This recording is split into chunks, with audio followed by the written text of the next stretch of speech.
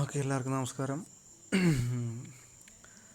നമ്മൾ ഡേറ്റ സ്ട്രക്ചേഴ്സിൻ്റെ ഒരു ഓവർവ്യൂ, അതുപോലെ ജസ്റ്റ് ഒരു ഇൻട്രൊഡക്ഷൻ, അങ്ങനെ 2 സെഷൻസ് നമ്മൾ കഴിഞ്ഞിരിക്കുകയാണ്. അപ്പോൾ നമ്മുടെ സിലബസിലേക്ക് കടക്കാൻ സമയമായി. സിലബസിൽ നോക്കുമ്പോൾ നമ്മുടെ ആദ്യത്തെ മോഡ്യൂളിൽ ആദ്യത്തെ ടോപ്പിക്ക് തന്നെ explain efficiency of algorithms, complexity and Bigo notation എന്ന് പറയുന്നൊരു ടോപ്പിക്കാണ്.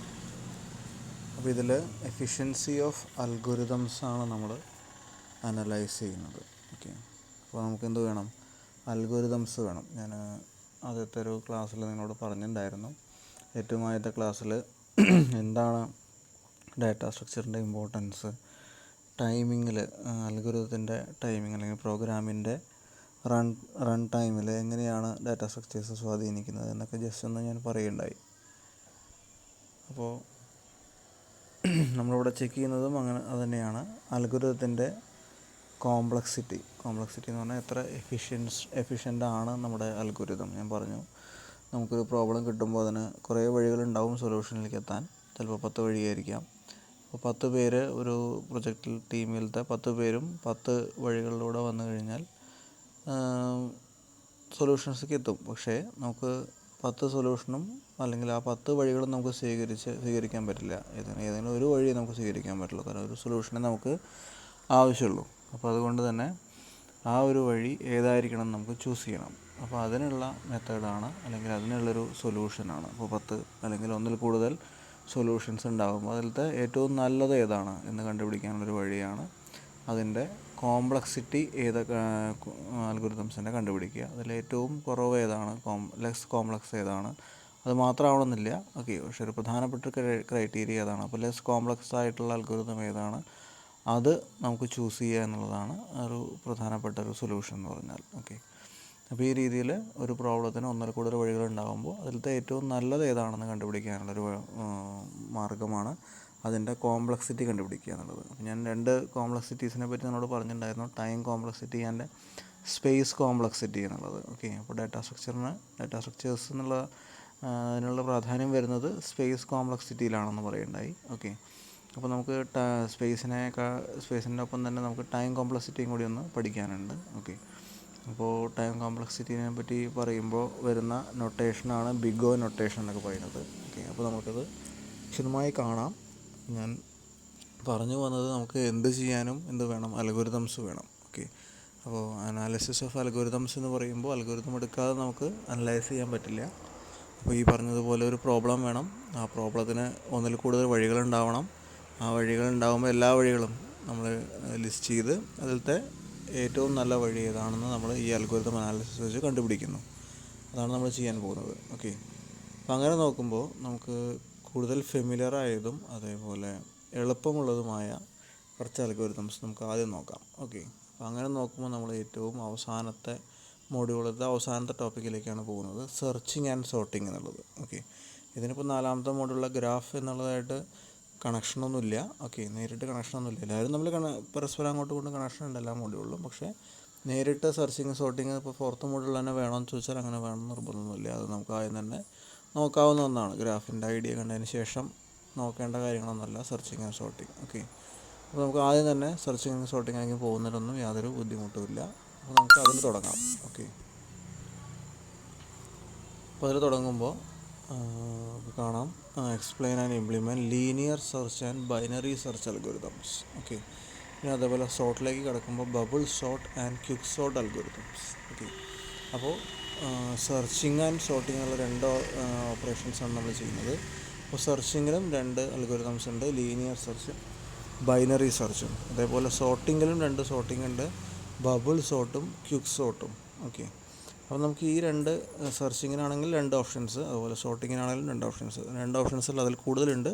നമുക്ക് തൽക്കാലം പഠിക്കാൻ അത്രയേ ഉള്ളൂ മാത്രം. അപ്പോൾ എന്തായാലും നമുക്ക് ഒന്നിൽ കൂടുതൽ സൊല്യൂഷൻസ് ഓരോ പ്രോബ്ലത്തിനും നമ്മുടെ കയ്യിലുണ്ട്. ഓക്കെ, അപ്പോൾ ഇത് വെച്ചിട്ട് നമുക്ക് എങ്ങനെയാണ് അൽഗോരിതത്തിനെ നമുക്ക് അനലൈസ് ചെയ്യുന്നത്, 2 അൽഗോരിതംസും അനലൈസ് ചെയ്യുന്നത് എങ്ങനെയാണെന്നാണ് നമ്മൾ നോക്കാൻ പോകുന്നത്. ഓക്കെ, അപ്പോൾ നമുക്ക് ആദ്യം കാണുന്നത് നമ്മൾ സെർച്ചിങ് ആണ്. സെർച്ചിങ്ങിൽ 2 ടൈപ്സ് ഉണ്ട്. ഏതൊക്കെയാണ്? ലീനിയർ അല്ലെങ്കിൽ സീക്വൻഷ്യൽ, അല്ലെങ്കിൽ അതേപോലെ ബൈനറി സെർച്ച്. ഓക്കെ, അപ്പോൾ 2 തരത്തിലുള്ള സെർച്ചിങ്ങുകളാണ് നമ്മൾ പഠിക്കാൻ പോകുന്നത്. ഓക്കെ, അപ്പം ലീനിയർ നോൺ ലീനിയർ എന്നുള്ള ഡാറ്റ സ്ട്രക്ചറിൽ നമ്മൾ ഡെഫിനേഷൻ കണ്ടു, എന്താണ് ലീനിയർ എന്താണ് നോൺ ലീനിയർ എന്ന് അല്ലേ. ഒരു സീക്വൻഷ്യൽ ഓർഡർ ഫോളോ ചെയ്യുന്ന ഒന്നിനെയാണ് നമ്മൾ ലീനിയർ എന്ന് പറയുക, അതല്ലാത്തതിനെ നമ്മൾ നോൺ ലീനിയർ എന്ന് പറയും.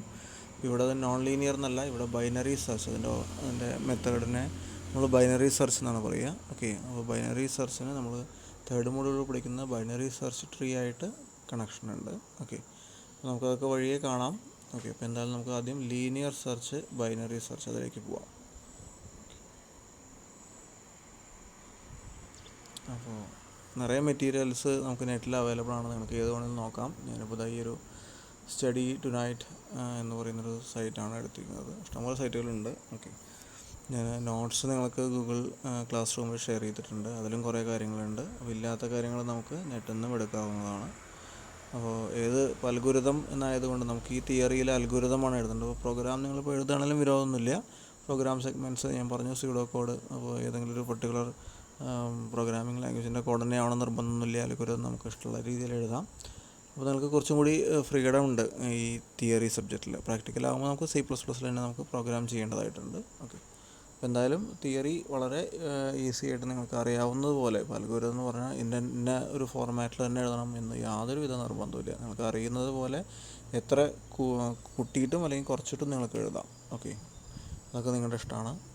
സംഗതി അതിൻ്റെ ഐഡിയ അതിലുണ്ടായിരിക്കണം എന്ന് മാത്രമേ ഉള്ളൂ. ഓക്കെ, ഇപ്പോൾ ലീനിയർ സെർച്ച് വളരെ ഏറ്റവും എന്താ പറയേണ്ടത്, സിമ്പിളായിട്ടുള്ള, അതേപോലെ അത്ര എഫിഷ്യൻ്റ് അല്ലാത്ത ഒരു അൽഗോരിതമാണ്. എപ്പോഴും നമുക്ക് അങ്ങനെയാണല്ലോ, സിമ്പിൾ എന്ന് പറയുമ്പോൾ അതൊരു അഡ്വാൻറ്റേജാണ്. അപ്പോൾ അതിന് നെഗറ്റീവ് സൈഡ് എന്ന് പറഞ്ഞാൽ, അല്ലെങ്കിൽ ഡിസഡ്വാൻറ്റേജ് എന്ന് പറഞ്ഞാൽ എപ്പോഴും അത് അത്ര എഫിഷ്യൻ്റ് ആയിരിക്കില്ല എന്നുള്ളതാണ്. സിമ്പിൾ എന്ന് പറയുമ്പോൾ സാധാരണ അങ്ങനെയാണ് അല്ലേ.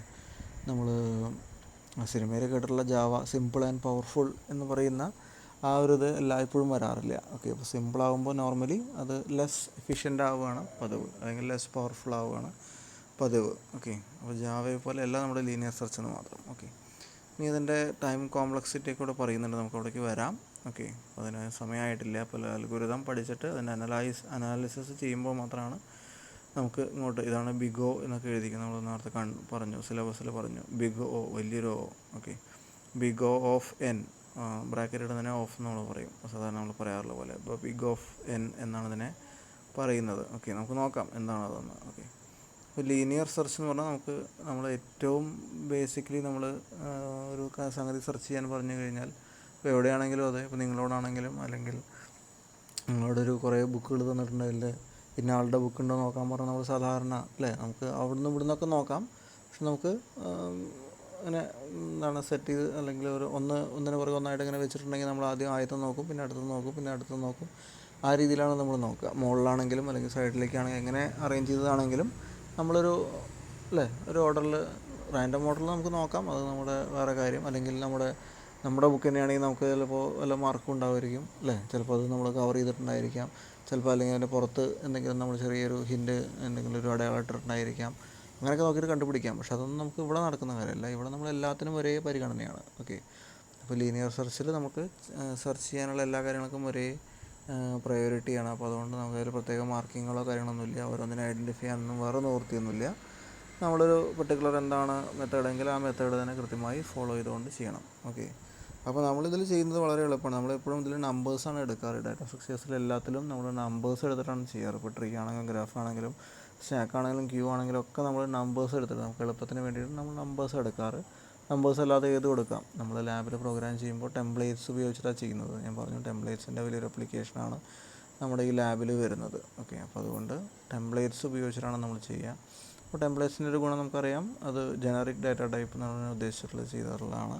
ഓക്കെ, അപ്പോൾ അതുകൊണ്ട് ഇൻറ്റിജർ ആണെങ്കിലും ക്യാരക്ടർ ആണെങ്കിലും ഫ്ലോട്ട് ആണെങ്കിലും ഒക്കെ അത് വർക്ക് ചെയ്യുന്നതാണ്. ഓക്കെ, അപ്പോൾ ആ രീതിയിലാണ്. പക്ഷേ നമ്മുടെ എളുപ്പത്തിന് വേണ്ടി എപ്പോഴും ഒരു ഇൻറ്റിജർ വാല്യൂസാണ് നമ്മൾ സാധാരണ എടുക്കാറ്. ഓക്കെ, അപ്പോൾ ഇങ്ങനെ ഒരു അറേ ഉണ്ടെങ്കിൽ, അപ്പോൾ അറേയിലാണ് നമ്മൾ സോർട്ട് ചെയ്യുന്നത്. അറേ ആണെങ്കിലും നമുക്കറിയാമല്ലോ, സിമിലർ ടൈപ്പിൻ്റെ കളക്ഷനാണ് അറേ. ഓക്കെ, അപ്പോൾ അറേ എടുത്തിട്ടാണ് നമ്മൾ ചെയ്യുന്നത്. ഓക്കെ, അറേയിലല്ലാതെയും നമ്മൾ പറഞ്ഞു എല്ലാ ഡാറ്റ സ്ട്രക്ചേഴ്സിനും അറേ ഇംപ്ലിമെൻറ്റേഷനും അതുപോലെ പോയിൻ്റർ ഇംപ്ലിമെൻറ്റേഷൻ അല്ലെങ്കിൽ ലിങ്ക്ഡ് ലിസ്റ്റ് ഇംപ്ലിമെൻറ്റേഷനും ഉണ്ട്. ഓക്കെ, അപ്പോൾ നമുക്ക് എല്ലായിടത്തും സെർച്ച് ചെയ്യാം. ഓക്കെ, ഏത് സ്റ്റാക്കിലോ ക്യൂവിലോ ഒക്കെ നമുക്ക് സെർച്ചിങ് നടത്താം. പക്ഷേ അതിലൊക്കെ അതിൻ്റേതായ റെസ്ട്രിക്ഷൻ ഉണ്ട്.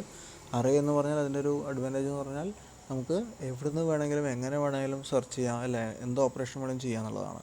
അപ്പോൾ ആദ്യത്തെ ഒരു ഓപ്പറേഷൻ ചെയ്യണത് ആദ്യത്തെ പൊസിഷനിൽ തന്നെ ആവണം നിർബന്ധമൊന്നുമില്ല. അപ്പോൾ ഇൻസെർട്ട് ചെയ്യേണ്ടത് ആദ്യത്തെ വാല്യൂവിനെ ആദ്യത്തെ പൊസിഷനിൽ തന്നെ ആവണം നിർബന്ധമൊന്നുമില്ല. നമ്മൾ സാധാരണ അങ്ങനെ ചെയ്യും. ആദ്യത്തത് മുതൽ സീക്വൻഷ്യലായിട്ട് ഓരോന്നായിട്ട് അവസാനം വരെ സേവ് ചെയ്യുന്നു മാത്രം. അങ്ങനെ ചെയ്യണം നിർബന്ധമൊന്നുമില്ല. അപ്പോൾ ആദ്യത്തെ എലമെൻ്റ് തന്നെ A(10) കൊണ്ടിട്ട് കഴിഞ്ഞാൽ ആരും ഒന്നും ചോദിക്കുന്നില്ല. ഓക്കെ, അത് നമ്മുടെ പ്രോഗ്രാമാണ്. നമുക്ക് ഇഷ്ടമുള്ള പോലെ എങ്ങനെ വേണമെങ്കിലും അറേഞ്ച് ചെയ്യാം. അപ്പോൾ A(20) എന്നൊരു അറേ ഞാൻ ക്രിയേറ്റ് ചെയ്തിട്ടുണ്ട്.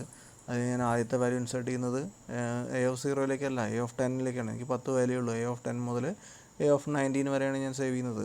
എനിക്കങ്ങനെ ചെയ്തുകൊണ്ട് കുഴപ്പമൊന്നുമില്ല. അറേയിൽ യാതൊരു റെസ്ട്രിക്ഷനും ഇല്ല. ഇടയിലേക്ക് ഡിലീറ്റ് ചെയ്യാനോ അല്ലെങ്കിൽ ഒന്നിനും എനിക്ക് മാറ്റങ്ങൾ വരുത്താനോ അപ്ഡേറ്റ് ചെയ്യാനോ ഒന്നിനും യാതൊരു ബുദ്ധിമുട്ടുമില്ല. അപ്പോൾ അറേനെ നമുക്ക് റാൻഡംലി ആക്സസ് ചെയ്യാം. എവിടെ നിന്ന് വേണമെങ്കിലും എങ്ങനെ വേണമെങ്കിലും ആക്സസ് ചെയ്യാം എന്നുള്ളത് കൊണ്ട് നമ്മളൊരു അറേ എടുത്തു. ഓക്കെ, ഈ അറേയിൽ സാധാരണ ഈ പറഞ്ഞ പോലെ ലീനിയർ സെർച്ച് എന്നുള്ള മെത്തേഡിലാണെങ്കിൽ ആദ്യം മുതൽ ഇപ്പോൾ എനിക്ക് ഇതിൽ 8നെ സെർച്ച് ചെയ്യണം. 8നെ സെർച്ച് ചെയ്യണമെങ്കിൽ ഞാൻ ലെഫ്റ്റിൽ നിന്നാണ് ഞാൻ അറേ തുടങ്ങുന്നത്. അപ്പോൾ ആദ്യത്തെ പൊസിഷനിൽ തന്നെ 8ആണ്. അപ്പോൾ എനിക്ക് 8നെ കിട്ടി. ഇനി ബാക്കി ആരും എനിക്ക് സെർച്ച് ചെയ്യേണ്ട ആവശ്യമില്ല. 8 0th പൊസിഷനിലുണ്ടെന്ന് എനിക്ക് പറയാം. ശരിയല്ലേ? 2നെ സെർച്ച് ചെയ്യുകയാണെങ്കിൽ എനിക്ക് ആദ്യം ഞാൻ 8 കമ്പയർ ചെയ്യും. 8 2 കമ്പയർ ചെയ്യും. ശരിയല്ല. ഞാൻ അടുത്തേക്ക് പോയി 2 തമ്മിൽ കമ്പയർ ചെയ്തു. ഓക്കെ, ശരിയാണ് അല്ലേ? എനിക്ക് സെർച്ച് ചെയ്യേണ്ടത് 2നെയാണ്. ഞാൻ ആ സെർച്ച് ചെയ്യേണ്ട എലമെൻറ്റിനെ ഈ അറേയിലത്തെ ഓരോ എലമെൻറ്റിനെയും ലെഫ്റ്റ് ടു റൈറ്റ് ഞാൻ എന്ത് ചെയ്യുകയാണ്? ഓരോന്നായിട്ട് കമ്പയർ ചെയ്ത് നോക്കുകയാണ്. അപ്പോൾ ആദ്യം 2നെയാണ് എനിക്ക് കണ്ടുപിടിക്കേണ്ടതെങ്കിൽ 8ഉം 2ഉമായിട്ട് ആദ്യം കമ്പയർ ചെയ്യും. ഈ രണ്ടാമത്തെ എലമെൻറ്റ് 2 എനിക്ക് കണ്ടുപിടിക്കേണ്ട എലമെൻറ്റ് 2. ഓക്കെ, അപ്പോൾ 8 2ആയിട്ട് കമ്പയർ ചെയ്തു. ശരിയല്ല. അപ്പോൾ ഞാൻ തൊട്ടടുത്ത പൊസിഷനിലേക്ക് പോയി 2 2 അല്ലേ? 2 2 മാച്ചാണ്. ഓക്കെ, ഇനി സപ്പോസ് 6ന് വേണ്ടിയിട്ടാണ് ഞാൻ സെർച്ച് ചെയ്യുന്നതെങ്കിൽ ആദ്യം ഞാൻ 8 6ആയിട്ട് കമ്പയർ ചെയ്തു. ശരിയല്ല, ഈക്വൽ അല്ല. അടുത്ത് ഞാൻ 2 6ആയിട്ട് കമ്പയർ ചെയ്തു. അല്ല, ഈക്വൽ അല്ല. അടുത്ത് ഞാൻ 6 6ആയിട്ട് കമ്പയർ ചെയ്തു. ഓക്കെ, ശരിയാണ് അല്ലേ? അടുത്തത് 3 ആണെങ്കിൽ 8 3 പറ്റില്ല. 2 3 പറ്റില്ല. 6 3 പറ്റില്ല. അടുത്ത 3 3. ഓക്കെ, അടുത്ത 5 ആണെങ്കിൽ 8 5 പറ്റില്ല. 2 5 പറ്റില്ല. 6 5 പറ്റില്ല. 3 5 പറ്റില്ല. അവസാനം 5 5 അല്ലേ? ഓക്കെ, ഇപ്പോൾ ഇതിലത്തെ ഇല്ലാത്തൊരു എലമെൻറ്റിന് വേണ്ടി ഞാൻ സെർച്ച് ചെയ്യണം. അപ്പോൾ 7ന് വേണ്ടി സെർച്ച് ചെയ്യണം. എന്ത് സംഭവിക്കും? 8 7 ഇല്ല. 2 7 ഇല്ല. 6 7 ഇല്ല. 3 7 ഇല്ല. 5 7 അല്ല. അപ്പോൾ എന്ത് സംഭവിക്കും? ഇനി ഈ അറേയും കഴിഞ്ഞ് അപ്പുറത്തേക്ക് പോവുകയാണ്. പക്ഷേ അറേ എന്ന് പറഞ്ഞാൽ അത്രയേ ഉള്ളൂ. 2 4 5 എലമെൻറ്റേ നമുക്കുള്ളൂ. 6ാമത്തെ പൊസിഷനിലേക്ക് നമുക്ക് പോകാൻ പറ്റില്ല. നമ്മൾ കണ്ടു അല്ലേ? CPPയിലെ എക്സെപ്ഷൻസ് കണ്ടു. Array out of bound exception എന്ന് ഞാൻ പറയേണ്ടായി. അതായത് നമ്മൾ പറഞ്ഞിട്ടുള്ള അറേയുടെ സൈസ് 5ആണ്. അത് കഴിഞ്ഞിട്ട് 6ാമത്തെ പൊസിഷനിലേക്ക് പോകുമ്പോൾ അത് തെറ്റായ വിവരമാണ് നമുക്ക് നൽകുക. ആ പൊസിഷനിൽ എന്തായിരിക്കും നമുക്കറിയില്ല. ഇത് പ്രൈമറി മെമ്മറിയിലുള്ള കാര്യമാണ്. ഓക്കെ, ഇപ്പോൾ പ്രൈമറി മെമ്മറിയിൽ ആ പൊസിഷനിൽ വേറെ എന്തെങ്കിലും ഉണ്ടാവാം. ഓപ്പറേറ്റിംഗ് സിസ്റ്റത്തിൻ്റെ ഒന്നും ഉണ്ടാവാതിരിക്കാം. ഓപ്പറേറ്റിംഗ് സിസ്റ്റത്തിൻ്റെ വേറെ ഏതെങ്കിലും ഫയലുകൾ ഉണ്ടായിരിക്കാം. ഓക്കെ, അപ്പോൾ അതുകൊണ്ട് അത് ആ പൊസിഷനിലേക്ക് A(6) പോകുക, അല്ലെങ്കിൽ A(5) A(0) 1 2 3 4 അത്രയേ ഉള്ളൂ. A(5) പോകുക എന്നുള്ളത് തെറ്റായൊരു ശ്രമമാണ്. അപ്പോൾ അത് നമുക്ക് തടയുന്നേ പറ്റും. ഓക്കെ, അപ്പോൾ C++ൽ പൊതുവേ നമുക്ക് അങ്ങനെ എക്സെപ്ഷൻസ് ഉണ്ട്. ഓക്കെ, സിയിലും ഉണ്ട്. ഓക്കെ, നമ്മുടെ എക്സെപ്ഷൻ എന്ന് പറയാറില്ല എന്ന് മാത്രം. എക്സെപ്ഷൻ ഹാൻഡ്ലിംഗ് നമ്മുടെ CPP മുതലാണ് തുടങ്ങുന്നത്. ഓക്കെ, അപ്പോൾ അതിൽ 8 2 6 3 5 ഇത്രയും 5 എലമെൻറ്റ്സ് ഉണ്ട്. 7ന് വേണ്ടിയോ അല്ലെങ്കിൽ ഇതിലില്ലാത്തൊരു എലമെൻറ്റിന് വേണ്ടി നമ്മൾ സെർച്ച് ചെയ്യുമ്പോൾ അതിനെ നമുക്ക് കിട്ടില്ല. അപ്പോൾ നമ്മൾ എന്ത് ചെയ്യണം? നമ്മൾ ഓരോ പ്രാവശ്യം ചെക്ക് ചെയ്യണം. നമ്മൾ സെർച്ച് ചെയ്യുന്ന എലമെൻറ്റ് വാലിഡ് ആയിട്ടുള്ള പൊസിഷനിൽ തന്നെയാണോ എന്ന് നമ്മൾ ചെക്ക് ചെയ്യണം. അതായത് A(5) എന്ന് പറയുകയാണെങ്കിൽ 5ന് താഴെ തന്നെയാണോ നമ്മൾ സെർച്ച് ചെയ്യുന്നത്. 0 സെർച്ച് ചെയ്യാം, 1 സെർച്ച് ചെയ്യാം, 2 സെർച്ച് ചെയ്യാം, 3 സെർച്ച് ചെയ്യാം, 4ഉം സെർച്ച് ചെയ്യാം. 5ഓ അതിൽ കൂടുതൽ സെർച്ച് ചെയ്യാൻ പറ്റില്ല. അപ്പോൾ അതും കൂടി ആണോ എന്ന് ശരിക്കും നമ്മൾ ചെക്ക് ചെയ്തിട്ട് വേണം നമ്മൾ ചെയ്യാൻ. ഓക്കെ, അങ്ങനെ ചെയ്യാം. അപ്പോൾ ഞാൻ പറഞ്ഞു ഒരു പ്രോബ്ലത്തിന് തന്നെ പല സൊല്യൂഷൻസും ഉണ്ട്. ഓക്കെ, ഒന്ന് എളുപ്പത്തിൽ നമുക്ക് കണ്ടുപിടിക്കുന്ന ഞാൻ പറഞ്ഞു ഒരു വീട് ഉണ്ടാക്കുന്നതിൻ്റെ കേസ് എക്സാമ്പിളൊക്കെ പറഞ്ഞിട്ടുണ്ടായിരുന്നു. നമ്മളിപ്പോൾ സാധാരണ നമ്മുടെ സ്ഥലത്ത് ചെയ്യുമ്പോൾ നമ്മൾ പ്രത്യേകിച്ച് നമുക്ക് നോക്കാനൊന്നുമില്ല അല്ലേ? പാടമാണെങ്കിൽ നമുക്ക് നോക്കാനുള്ളൂ. അല്ലാത്ത സ്ഥലങ്ങളാണെങ്കിൽ നമുക്ക് പ്രത്യേകിച്ച് നമ്മൾ നോക്കാനൊന്നുമില്ല. പക്ഷെ നമ്മളിപ്പോൾ പറഞ്ഞു അല്ലേ, 2 കൊല്ലം മുമ്പ് നമുക്ക് പ്രളയം സ്റ്റാർട്ട് ചെയ്തിരുന്നു. ഓക്കെ, അപ്പോൾ ആ സമയത്ത് നമ്മൾ വീട് വയ്ക്കുമ്പോൾ അല്ലെങ്കിൽ സ്ഥലം വാങ്ങിക്കുമ്പോൾ നോക്കും, പണ്ട് പ്രളയകാലത്ത് വെള്ളം വന്നിരുന്ന സ്ഥലമാണോ? അങ്ങനെയാണെങ്കിൽ നമ്മളവിടെ വീട് വയ്ക്കാനൊന്ന് മടിക്കും. അല്ലെങ്കിൽ നമുക്ക് അതേ സ്ഥലമുള്ളൂവെങ്കിൽ നമ്മളവിടെ കൂടുതൽ ശക്തിയായിട്ടുണ്ടാക്കും അല്ലേ? കൂടുതൽ പെട്ടെന്ന് പ്രളയം ബാധിക്കാത്ത രീതിയിൽ കുറേയും കൂടി ഉറപ്പോടുകൂടി ഉണ്ടാക്കും. അപ്പോൾ ഓരോ സ്ഥലത്തും നമ്മൾ ചെല്ലുമ്പോൾ അതിനായിട്ട് പ്രാധാന്യമുണ്ട്. ഓക്കെ, അപ്പോൾ ഈ പറയുന്നത് പോലെയാണ്. ചില സ്ഥലത്ത് നമുക്കൊന്നും നോക്കേണ്ടി വരില്ല. ഏറ്റവും ബെസ്റ്റ് സൊല്യൂഷൻ നമുക്ക് ബെസ്റ്റ് കേസ് അല്ലേ? ഒരു പ്രശ്നങ്ങളും ഇല്ലാത്ത സ്ഥലമാണ്. അപ്പോൾ അത് നമുക്ക് പ്രത്യേകിച്ചൊന്നും ചെക്ക് ചെയ്യാനില്ല. നമുക്ക് വേണ്ട രീതിയിലാണ് ഉണ്ടാക്കുക. ഓക്കെ, അല്ല ചില സ്ഥലങ്ങളിൽ കുറച്ച് പ്രശ്നങ്ങൾ ഉള്ള സ്ഥലമാണെങ്കിൽ നമ്മൾ വേറെ കുറച്ച് നേരം കൂടി ചെക്ക് ചെയ്യേണ്ടി വരും. അതിനാണ് നമ്മൾ ആവറേജ് കേസ് എന്ന് പറയുക. ഓക്കെ. പിന്നെ അതുപോലെ വേഴ്സ്റ്റ് കേസ് എന്ന് പറഞ്ഞാൽ ഏറ്റവും മോശം കാലാവസ്ഥ അല്ലെങ്കിൽ എല്ലാം കൊണ്ട് നമുക്ക് ബുദ്ധിമുട്ടായിട്ടുള്ള സ്ഥലങ്ങളിലാകുമ്പോൾ നമ്മൾ കൂടുതൽ ശ്രദ്ധിക്കണം, ഏറ്റവും കൂടുതൽ ശ്രദ്ധിക്കണം. ഓക്കെ. ഇതിനാണ് നമ്മൾ വേഴ്സ്റ്റ് കേസ് എന്ന് പറയുക. അപ്പോൾ ഈ പറഞ്ഞതുപോലെ ഇപ്പോൾ ഇതിൽ 8നെ സെർച്ച് ചെയ്യുന്നതോ 2നെ സെർച്ച് ചെയ്യുന്നതോ 6നെ സെർച്ച് ചെയ്യുന്നതോ 3നെ സെർച്ച് ചെയ്യുന്നതോ 5നെ സെർച്ച് ചെയ്യുന്നതൊന്നും വേഴ്സ്റ്റ് കേസല്ല അല്ലേ. ബെസ്റ്റ് എന്നോ ആവറേജ് എന്നൊക്കെ നമുക്ക് പറയാവുന്ന കേസുകളാണ് ഇതെല്ലാം. ഇപ്പോൾ ഇതിലില്ലാത്തൊരു എലമെൻറ്റിന് വേണ്ടി നമ്മൾ സെർച്ച് ചെയ്യുക എന്ന് പറഞ്ഞാൽ അതൊരു വേഴ്സ്റ്റ് കേസാണ്. അല്ലെങ്കിൽ ഏറ്റവും ലാസ്റ്റ് എലമെൻറ്റിന് വേണ്ടി സെർച്ച് ചെയ്യുക എന്ന് പറഞ്ഞാൽ അതൊരു വേഴ്സ്റ്റ് കേസാണ്. ഓക്കെ. അതായത് ഏറ്റവും കൂടുതൽ സമയം ചിലവഴിക്കുന്ന ഒരു സംഗതിയാണ്. ഓക്കെ. അപ്പോൾ ഈ കാര്യങ്ങളെല്ലാം നമ്മുടെ മനസ്സിലുണ്ടായിരിക്കണം. അപ്പോൾ എങ്ങനെയൊക്കെ ആയിരിക്കാൻ സാധ്യതയുണ്ട് എന്നുള്ളത്. ഓക്കെ. അപ്പോൾ ഏതൊരു കാര്യം നമ്മൾ ചെയ്യുമ്പോൾ പലപ്പോഴും നമ്മൾ ഫോംസൊക്കെ ഫില്ലപ്പ് ചെയ്യുമ്പോൾ പലപ്പോഴും ഓട്ടോ ചെക്ക് ഉണ്ട്. അല്ലെങ്കിൽ ഒരു മൊബൈൽ നമ്പർ കൊടുക്കുകയാണെങ്കിൽ 10 ഡിജിറ്റ് ഉണ്ടോ എന്ന് ചിലപ്പോൾ വെരിഫൈ ചെയ്യാൻ നമ്മൾ ചിലപ്പോൾ നമ്മൾ 8 ഡിജിറ്റ് അല്ലെങ്കിൽ 9 ഡിജിറ്റ് അല്ലെങ്കിൽ സപ്പോസ് 11 ഡിജിറ്റോ അടിച്ചു കഴിഞ്ഞാൽ ഇപ്പോൾ പൊതുവേ നമ്മൾ ആ ഫോമിൽ നിന്ന് അടുത്ത എൻട്രി നടത്താൻ വേണ്ടി വരുമ്പോൾ അവർ എറർ കാണിക്കാറുണ്ട് അല്ലേ. Mobile number should have at least 10 digits എന്ന് കാണിക്കാറുണ്ട് അല്ലേ. അല്ലെങ്കിൽ നെയിം ഇപ്പോൾ ക്യാപിറ്റൽ ലെറ്റർ വേണമെന്ന് പറഞ്ഞ് നമ്മൾ സ്മോൾ ലെറ്റർ അയച്ചു. അപ്പോൾ അവർ പറഞ്ഞു name should be in capital letters, അല്ലെങ്കിൽ അങ്ങനെ എന്തെങ്കിലും അങ്ങനെയുള്ള റെസ്ട്രിക്ഷൻസൊക്കെ. ഓക്കെ. അപ്പോൾ അങ്ങനെയൊക്കെ നമ്മൾ നോക്കിയിട്ട് വേണം ഒരു പ്രോഗ്രാം അല്ലെങ്കിൽ ഒരു സോഫ്റ്റ്വെയർ ഡിസൈൻ ചെയ്യുമ്പോൾ എല്ലാ സൈഡും നോക്കണം. അതിനാണ് എല്ലാവരുടെയും അത് ഉപയോഗിക്കുന്ന എല്ലാവരുടെയും ഒരു റിക്വയർമെൻറ്റ് നമ്മൾ ശരിക്കും കളക്ട് ചെയ്തിട്ടേ നമ്മൾ ചെയ്യാൻ പാടുള്ളൂ. ഓക്കെ. ആ പ്രൊജക്റ്റ് അല്ലെങ്കിൽ ആ ഒരു സോഫ്റ്റ്വെയർ ഉപയോഗിക്കാൻ പോകുന്നത് ആരൊക്കെയാണ്, അവരോടൊക്കെ ചോദിക്കണം എന്തൊക്കെയാണ് നിങ്ങൾക്ക് വേണ്ടത്, എന്തൊക്കെയാണ് നിങ്ങൾ ചെയ്യുക, എന്തൊക്കെയാണ് നിങ്ങൾക്ക് അതിൽ നിന്ന് വരുന്ന ഫീഡ്ബാക്കുകളെല്ലാം നമ്മൾ കളക്ട് ചെയ്തിട്ട് വേണം ഒരു സോഫ്റ്റ്വെയർ അല്ലെങ്കിൽ ഒരു പ്രൊജക്റ്റിലേക്ക് നമ്മൾ ഇറങ്ങാൻ. ഓക്കെ. അപ്പോൾ അങ്ങനെ ഇറങ്ങുമ്പോഴേ നമുക്കതിൻ്റെ എല്ലാ പ്രോസും കോൺസും നമ്മൾ അല്ലെങ്കിൽ എല്ലാ സൈഡും നമുക്ക് മനസ്സിലാക്കാൻ സാധിക്കുള്ളൂ. അപ്പോൾ ഈ പറഞ്ഞതുപോലെ 8, 2, 6, 3, 5 എന്നുള്ളതിൽ നമുക്ക് പല ടൈം അല്ലേ. ഇപ്പോൾ 8നെയാണ് സെർച്ച് ചെയ്യുന്നതെങ്കിൽ നമുക്ക് ആദ്യം തന്നെ കിട്ടി. 2നെ സെർച്ച് ചെയ്യുന്നതെങ്കിൽ നമുക്ക് ലേശം സമയം ഡബിളായി അല്ലേ. 8നെ വേണ്ടി സെർച്ച് ചെയ്യുമ്പോൾ നമുക്ക് ആദ്യം തന്നെ കിട്ടി. 2നെ വേണ്ടി സെർച്ച് ചെയ്യുമ്പോൾ നമുക്ക് എക്സ്ട്രാ ട്വൈസ് നമുക്ക് സമയം വന്നു. 6ന് വേണ്ടി സെർച്ച് ചെയ്യുമ്പോൾ 3 ടൈംസ് ആയി. 3ക്ക് വേണ്ടി സെർച്ച് ചെയ്യുമ്പോൾ 4 ടൈംസ് ആയി. 5ന് വേണ്ടി സെർച്ച് ചെയ്യുമ്പോൾ 4 ടൈംസ് ആയി അല്ലേ. ഇല്ലാത്തൊരു എലിമെൻറ്റിന് വേണ്ടി സെർച്ച് ചെയ്യുമ്പോൾ വീണ്ടും അല്ലേ. ഓക്കെ. 5 ടൈംസ് ആയി. അപ്പോൾ അങ്ങനെയുള്ള കാര്യങ്ങളൊക്കെ ഇതിൽ വരുന്നുണ്ട്. ഓക്കെ. അപ്പോൾ ഇതിൽ നമുക്ക് best case, average case, worst case എന്നൊക്കെ പറയാവുന്ന പലതരത്തിലുള്ള കാര്യങ്ങളുണ്ട്. അപ്പോൾ ബെസ്റ്റ് കേസ് എന്ന് പറഞ്ഞാൽ നമുക്ക് എളുപ്പത്തിൽ പറയാം ഏതാണ്, 8ന് വേണ്ടി സെർച്ച് ചെയ്യുന്നതാണ് ബെസ്റ്റ് കേസ്. കാരണം 8ന് വേണ്ടി സെർച്ച് ചെയ്യുമ്പോൾ ഒറ്റൊരു കമ്പാരിസൺ മതി. 8 ആദ്യത്തെ എലമെൻറ്റ് 8 ആണ്, 8 = 8 ആണോ ചെക്ക് ചെയ്ത് കഴിഞ്ഞാൽ കഴിഞ്ഞു. അതാണ് ബെസ്റ്റ് നമുക്ക് പറയാം അല്ലേ. ഓക്കെ. ആവറേജ് ബാക്കി എല്ലാത്തിനെയും നമുക്ക് പറയാം, അവസാനത്തിന് ഒഴികെ അല്ലെങ്കിൽ ഇതിലില്ലാത്തതിനെ സെർച്ച് ചെയ്യുമ്പോഴേക്ക് ബാക്കിയെല്ലാം നമുക്ക് ആവറേജ് കേസ്. 2, 6, 3 അതൊക്കെ നമുക്ക് ആവറേജ് കേസ് എന്ന് വേണമെങ്കിൽ പറയാം അല്ലേ. അപ്പോൾ കൂടുതൽ സമയം വേണം. പിന്നെ 5നെ സെർച്ച് ചെയ്യുമ്പോൾ ഏറ്റവും കൂടുതൽ സമയം വേണം. അല്ലെങ്കിൽ ഇതിലില്ലാത്തൊരു എലിമെൻറ്റിന് വേണ്ടി സെർച്ച് ചെയ്യുമ്പോൾ അതിൽ കൂടുതൽ സമയം വേണം, അല്ലെങ്കിൽ ഏകദേശം അത്ര സമയം വേണം. ഓക്കെ. അപ്പോൾ 5നോ അല്ലെങ്കിൽ ഇല്ലാത്ത എലിമെൻറ്റിനോ വേണ്ടി സെർച്ച് ചെയ്യുന്നതിന് നമുക്ക് വേഴ്സ്റ്റ് കേസ് എന്ന് പറയാം. 8നെ സെർച്ച് ചെയ്യുന്നതിന് ബെസ്റ്റ് കേസ് എന്ന് പറയാം. ബാക്കിയുള്ളതിനൊക്കെ നമുക്ക് ആവറേജ് കേസ് എന്ന് പറയാം. കേസുകൾ നമുക്ക് മനസ്സിലായി എന്ന് വിചാരിക്കുന്നു. പറഞ്ഞു എക്സാമ്പിൾ ഞാൻ പറഞ്ഞത് എക്സാമ്പിളല്ല, അനലോഗസ് ആയിട്ട് സിറ്റുവേഷൻ ഞാൻ പറഞ്ഞത്. വീട് വയ്ക്കാൻ പോകുമ്പോൾ നമ്മളിതിന് മുമ്പേ ഒന്നും കൺസിഡർ ചെയ്തിരുന്നില്ല. ജസ്റ്റ് നമുക്ക് നിലമാണോ അല്ലെങ്കിൽ പറമ്പാണോ എന്ന് മാത്രം നോക്കിയാൽ മതി. പറമ്പാണെങ്കിൽ നമുക്കൊന്നും ചെക്ക് ചെയ്യാനില്ല, ജസ്റ്റ് നമ്മളവിടെ സാധാരണ പോലെ വീടുണ്ടാക്കും. അത് ബെസ്റ്റ് കേസാണ്, പ്രത്യേകിച്ചൊന്നും ചിന്തിക്കാനില്ല. ഓക്കെ. ഇനി അതല്ല, കുറച്ച് പ്രശ്നങ്ങളുള്ള സ്ഥലമാണ്, ഇപ്പോൾ വെള്ളം കയറുന്ന സ്ഥലങ്ങളാണ് മഴക്കാലത്ത്, അല്ലെങ്കിൽ അങ്ങനെ എന്തെങ്കിലും ചെറിയ പ്രശ്നങ്ങളുള്ള സ്ഥലത്താണെങ്കിൽ നമ്മൾ കുറച്ചും കൂടി കാര്യങ്ങൾ ശ്രദ്ധിക്കും. അതിന് ആവറേജ് കേസ് നമുക്ക് വേണമെങ്കിൽ പറയാം. അതുപോലെ എല്ലാം ഉണ്ട്, മഴക്കാലത്ത് വെള്ളം കയറും, കാറ്റിൻ്റെ ശല്യങ്ങളുണ്ട്, അല്ലെങ്കിൽ അങ്ങനെയുള്ള എല്ലാ പ്രശ്നങ്ങളും ഉണ്ട്. അങ്ങനെയൊരു സ്ഥലമാണെങ്കിൽ അതൊരു വേഴ്സ്റ്റ് കേസ് നമുക്ക് പറയാം. ഓക്കെ. അപ്പോൾ ഒരേ കാര്യത്തിന് തന്നെ, ഒരേ ഒരു പ്രോബ്ലത്തിന് തന്നെ പല കേസസും ഉണ്ടായിരിക്കും. അപ്പോൾ എപ്പോഴും നമുക്ക് ബെസ്റ്റ് കേസ് മാത്രമേ വരുന്ന സിറ്റുവേഷനെങ്കിൽ അതിന് നല്ല ഒരു സൊല്യൂഷൻ നമ്മൾ കണ്ടുപിടിച്ചാൽ മതി. ബെസ്റ്റ് കേസിലുള്ള അൽഗോരിതംസ് മാത്രം അല്ലെങ്കിൽ സൊല്യൂഷൻസ് മാത്രം ഇതിനെ കണ്ടുപിടിക്കുക നോക്കുക, അതിൽ തന്നെ നല്ല എടുത്താൽ മതി. അല്ലെങ്കിൽ ആവറേജ് കേസുകൾ മാത്രമാണ് നമുക്ക് മാക്സിമം നോക്കേണ്ടതുള്ളൂ. അപ്പോൾ ആവറേജ് കേസിൽ ഏറ്റവും നല്ലത് ഏതാണെന്ന് നമുക്ക് നോക്കാം, ആ അൽഗോരിതം നമുക്ക് ചൂസ് ചെയ്യാം. ഇനിയിപ്പോൾ അതല്ല, ഏത് കേസ് വേണമെങ്കിലും വരാം, വേഴ്സ്റ്റ് കേസും വരാം, അപ്പോഴും എൻ്റെ അൽഗോരിതം നല്ല പെർഫോമൻസ് തരണം എന്നാണെങ്കിൽ പിന്നെ എന്ത് ചെയ്യണം, വേഴ്സ്റ്റ് കേസിൽ ഏറ്റവും നല്ല അൽഗോരിതം ഏതാണ് അത് ചൂസ് ചെയ്യണം. ഓക്കെ. ഇപ്പോൾ മുഴുവൻ മനസ്സിലായെന്ന് ഞാൻ വിചാരിക്കുന്നില്ല. എന്തായാലും ചെറിയ എന്തെങ്കിലും ഒരു സ്പാർക്ക് കിട്ടിയിട്ടുണ്ടാവും. നമുക്ക് വഴിയെ അൽഗോരിതം അനാലിസിസ് ചെയ്യുമ്പോൾ നമുക്ക് ഈ കേസുകളൊക്കെ കൂടുതൽ ഡീറ്റെയിൽ ആയിട്ട് നോക്കാം. എന്നിട്ട് നമുക്ക് എങ്ങനെയാണ് അനലൈസ് ചെയ്യുന്നതെന്നൊക്കെ നമുക്ക് നോക്കാം. ഓക്കെ, അപ്പോൾ ഇതിൻ്റെ ഒരു ഏകദേശം ഐഡിയ കിട്ടിയെന്ന് ഞാൻ വിചാരിക്കുന്നു. ഓക്കെ, അൽഗോരിതം നോക്കുകയാണെങ്കിൽ നിങ്ങൾക്ക് ഇങ്ങനെ സിമ്പിളായിട്ട് ഇങ്ങനെ എഴുതാം. ഓക്കെ, അല്ലെങ്കിൽ കുറച്ചും കൂടി ഷോർട്ടായിട്ട് എഴുതാം, ഒക്കെ നിങ്ങളുടെ ഇഷ്ടമാണ്. Okay, traverse the array using A for loop. ഞാൻ ഞങ്ങളോട് ട്രാവേഴ്സ് എന്നൊരു ഓപ്പറേഷൻ പറയുകയുണ്ടായി. ഡാറ്റ സ്ട്രക്ചേഴ്സ് പരിചയപ്പെടുത്തിയപ്പോൾ ഇൻസേർട്ട്, ഡിലീറ്റ് അല്ലേ, അതിൻ്റെ കൂടെ ട്രാവേഴ്സ് എന്നൊരു ഓപ്പറേഷൻ പറയുകയുണ്ടായി. ഓക്കെ, ശരിക്കും ട്രാവേഴ്സ് എന്ന് പറഞ്ഞാൽ ഞാൻ പറഞ്ഞു വിസിറ്റിംഗ് ആണ്, എല്ലാത്തിനെയും വിസിറ്റ് ചെയ്യുക.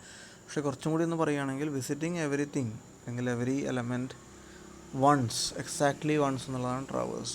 ഓക്കെ, ഒരിക്കൽ ഒറ്റ പ്രാവശ്യം മാത്രം എല്ലാവരെയും വിസിറ്റ് ചെയ്ത് പോവുക, എല്ലാവരിലേക്കും ഒരു പ്രാവശ്യം എത്തുക എന്നുള്ളതാണ് ട്രാവേഴ്സൽ എന്നുള്ളതാണ് നമ്മൾ പ്രധാനമായും ഉദ്ദേശിക്കുന്നത്. ഓക്കെ, അപ്പോൾ ഇതിലും ഫോർ ലൂപ്പ് ഉപയോഗിച്ചിട്ട് ഒരു അറേനെ നമ്മൾ ട്രാവേഴ്സ് ചെയ്യുക. അപ്പോൾ ആദ്യത്തെ എലമെൻറ്റ് മുതലാണ് അവസാനം വരെ, ലെഫ്റ്റ് മുതൽ റൈറ്റ് വരെ, അല്ലെങ്കിൽ അറേ ഇൻഡെക്സ് 0 മുതൽ മാക്സിമം -1 വരെയാണ് നമ്മൾ ചെയ്യാൻ ഉദ്ദേശിക്കുന്നത്. ഓക്കെ, അപ്പോൾ അങ്ങനെയൊക്കെ നിങ്ങൾ ഡീറ്റെയിൽ ആയിട്ട് എഴുതാം. Traverse array using for loop തന്നെ, ഫോർ ലൂപ്പ് തന്നെ പറയണം നിർബന്ധമൊന്നുമില്ല, നമുക്ക് ഇഷ്ടമുള്ള പോലെ എഴുതാം. ഓക്കെ, ഇനി in every iteration compare the target value. Target എന്ന് ഉദ്ദേശിച്ചത് നമുക്ക് ഏതിനെയാണ് കണ്ടുപിടിക്കേണ്ടത്. ഇപ്പോൾ നേരത്തെ കേസിൽ നമ്മൾ പറഞ്ഞു ആദ്യം 8നെ കണ്ടുപിടിക്കേണ്ടി വന്നു, പിന്നെ 2നെ, പിന്നെ 3നെ, പിന്നെ 6നെ, 3നെ, പിന്നെ 5നെ. ഓക്കെ, അപ്പോൾ ആ കണ്ടുപിടിക്കേണ്ട എലമെൻറ്റിനെയാണ് നമ്മൾ ടാർജറ്റ് എന്നുള്ളതുകൊണ്ട് ഉദ്ദേശിക്കുന്നത്. ഓക്കെ, ആ ടാർജറ്റ് വാല്യൂവിനെ നമ്മൾ എന്ത് ചെയ്യുന്നു, current value of the array, അതായത് ആദ്യം മുതൽ നമ്മൾ ആദ്യം തന്നെ പറഞ്ഞു traverse the array using four ലൂപ്പിന് എത്തിയിട്ടുണ്ട്. അപ്പോൾ ആദ്യം മുതൽ അവസാനം വരെ അങ്ങനെയൊക്കെ നിങ്ങൾ ഡീറ്റെയിൽ ആയിട്ട് എഴുതാം. ഇൻഡെക്സ് 0 മുതൽ ലാസ്റ്റ് -1 വരെ നമുക്ക് ചെയ്യാമെന്നൊക്കെ പറഞ്ഞു നമ്മൾ. അപ്പോൾ അങ്ങനെ ആദ്യത്തെ എലമെൻറ്റ് മുതൽ ഓരോന്നിനെയും ടാർജറ്റായിട്ട് കമ്പയർ ചെയ്യുക. If the values match then return the current index of the array. അല്ല എങ്കിൽ if values do not match move on to the next array element. അപ്പോൾ ആദ്യം 8നെ സെർച്ച് ചെയ്യാനാണെങ്കിൽ ആദ്യത്തെ സ്റ്റെപ്പിൽ തന്നെ കാര്യം കഴിയും അല്ലേ. ആദ്യത്തെ values, if the values match, ആദ്യം തന്നെ മാച്ചാണ്, ടാർജറ്റും A0യും മാച്ചാണ്. ഇനി അങ്ങനെ അല്ലാത്ത കേസിലോ അടുത്തതിലേക്ക് പോകണം, A1 എടുക്കണം, A1നെയും ടാർജറ്റിനെയും നമ്മൾ കമ്പയർ ചെയ്യാം. അപ്പോൾ 2നെ കമ്പയർ ചെയ്യുകയാണെങ്കിൽ, 2നെ സെർച്ച് ചെയ്യുകയാണെങ്കിൽ ആദ്യത്തത് മിസ് മാച്ചാണ് 8, 2 എന്നുള്ളത്. ഓക്കെ, അപ്പോൾ നമ്മൾ ലൂപ്പിൻ്റെ അടുത്ത ഇറ്ററേഷനിലേക്ക് പോയി A1 എടുത്തു, A1ഉം 2ഉം കൂടി ചെക്ക് ചെയ്തു. ഓക്കെ, അത് 2, 2 ആണ്. ഓക്കെ, അപ്പോൾ മാച്ചാണ്. നമ്മൾ അതിൻ്റെ ഇൻഡെക്സ് ആണ് 0, 1, 2, 3, 4 ആണ്. അപ്പോൾ 8ൻ്റെ കേസിലാണെങ്കിൽ 0 എന്ന് റിട്ടേൺ ചെയ്യും, 2ൻ്റെ കേസിലാണെങ്കിൽ 1 എന്ന് റിട്ടേൺ ചെയ്യും, 6ൻ്റെ കേസിലാണെങ്കിൽ 2 എന്ന് റിട്ടേൺ ചെയ്യും, 3യുടെ കേസിലാണെങ്കിൽ 3 എന്ന് റിട്ടേൺ ചെയ്യും, 5ൻ്റെ കേസിലാണെങ്കിൽ 4 എന്ന് റിട്ടേൺ ചെയ്യും അല്ലേ. ഇൻഡെക്സ്, അറേയുടെ ഇൻഡെക്സ് 0, 1, 2, 3, 4 അങ്ങനെയല്ലേ. ഓക്കെ, ഇനി ഇതൊന്നും ചെയ്തിട്ട് കിട്ടിയില്ലെങ്കിൽ -1 അല്ലേ. ഓക്കെ, അതാണ് പറഞ്ഞത്. ഇതിലില്ലാത്തൊരു എലമെൻറ്റിന് വേണ്ടി നമ്മൾ സെർച്ച് ചെയ്യുകയാണെങ്കിൽ നമുക്ക് ചെയ്യാൻ പറ്റില്ല. ഓക്കെ, അപ്പോൾ ലൂപ്പിൻ്റെ മാക്സിമം 0 മുതൽ 4 വരെ മാത്രമേ പോകണ്ടൂ.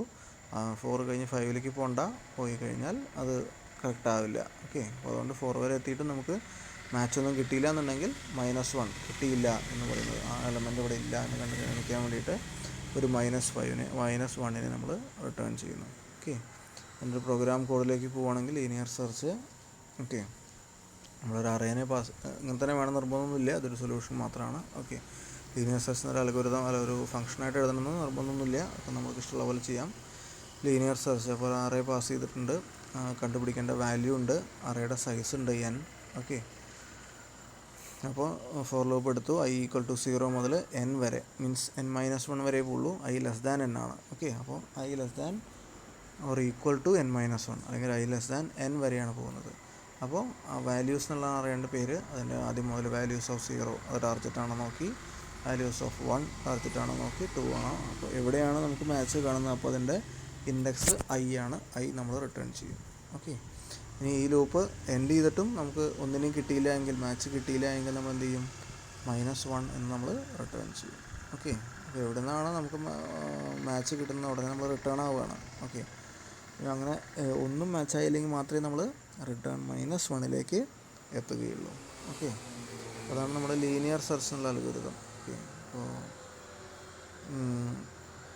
നമ്മളൊരു എക്സാമ്പിൾ നോക്കുകയാണെങ്കിൽ 5, 34, 65, 12, 77, 35 എന്നൊക്കെ ഒരു അറേ ഉണ്ട്. അപ്പോൾ നമ്മൾ ടാർജറ്റ് 77നെ കണ്ടുപിടിക്കണം. 77 ഏത് ലൊക്കേഷനിലാണ്, 0, 1, 2, 3, 4 അല്ലേ, 4 എന്നുള്ള ലൊക്കേഷനിലാണ്. അപ്പോൾ ഔട്ട്പുട്ട് 4 എന്ന് വരും, ഏതാ പൊസിഷനെങ്കിൽ ആ പൊസിഷൻ. ഓക്കെ, അതേപോലെ അടുത്തതിൽ നമ്മൾ കണ്ടുപിടിക്കുന്നത് 200നെയാണ് നമ്മൾ സെർച്ച് ചെയ്യുന്നത്. ഓക്കെ, അപ്പോൾ 200 ഇതിലില്ല അല്ലേ. ആദ്യം 101, 3, 92, 1, 54, 32, 22, 90, 93 ആണ്. 200 ഉണ്ടോ? ഇല്ല. നമുക്ക് -1 ആണ്, -1 ആണ് നമുക്ക് ആൻസറായിട്ട് കിട്ടുക. ഓക്കെ, ഇതാണ് നമ്മുടെ ലീനിയർ സെർച്ചിൻ്റെ അൽഗോരിതം എന്ന് പറയുന്നത്. ഓക്കെ, ഇനി നമുക്ക് ബൈനറി സെർച്ചിൻ്റെ അൽഗോരിതം കൂടി നോക്കാം. ഓക്കെ, അതിന് ശേഷം നമുക്ക് അതിൻ്റെ അനാലിസിസ് എങ്ങനെയാണ് വരുന്നത് എന്നുള്ളത് നോക്കാം. ഓക്കെ.